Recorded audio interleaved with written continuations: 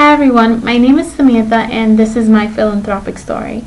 It wasn't until I had the amazing opportunity to take a philanthropy class at Bay Path College that I realized the huge impact philanthropy had on my upbringing.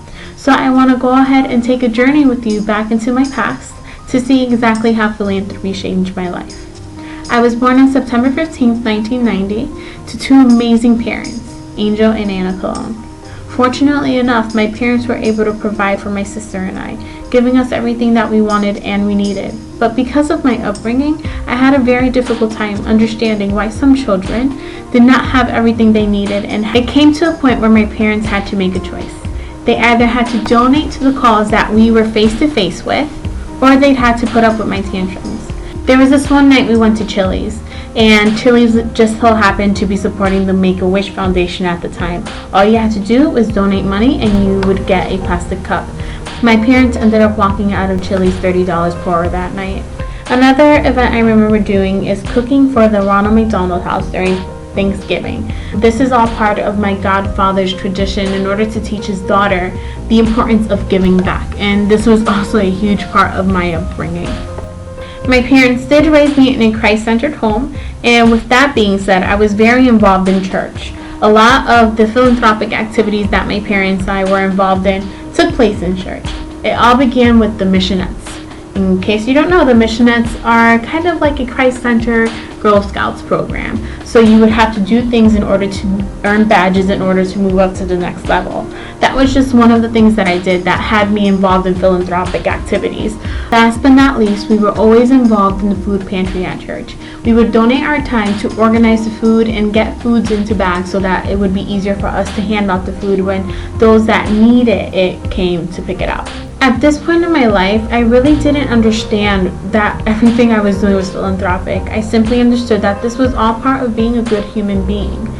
I just knew that this was part of our daily lives and it was something that we just had to do. As I began to get older, I became much more aware as to what was going on around me.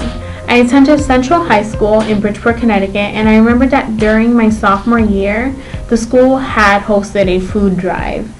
I went home as soon as I found out and asked my mom if I could donate some of our food. She gave me one can.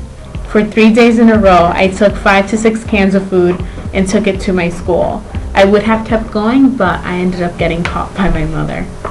Later on in my life, as I began my college career, I became more involved in philanthropic activities on my own terms.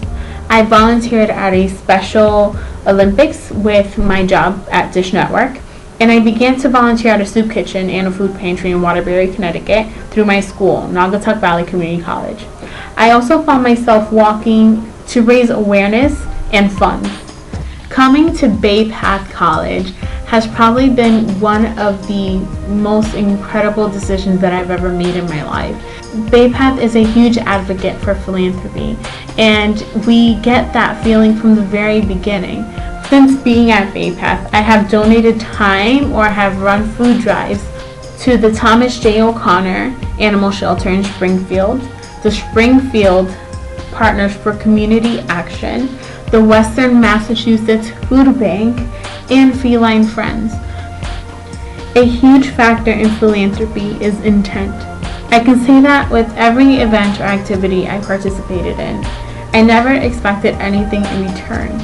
But that's the funny thing about life. Never in a million years did I ever think that my parents would need to use any of the resources, such as a food pantry.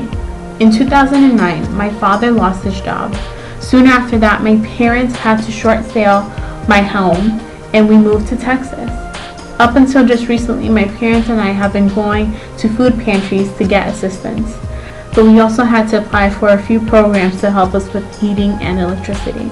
When we do something for the good of someone else, we don't usually think of the effects it will have on us in the future. The very essence of philanthropy is the love for humankind. Being on both sides, the side of giving and the side of receiving, I can tell you that it is my love for humankind that drives me to give, and that it's okay to receive if and when you need it.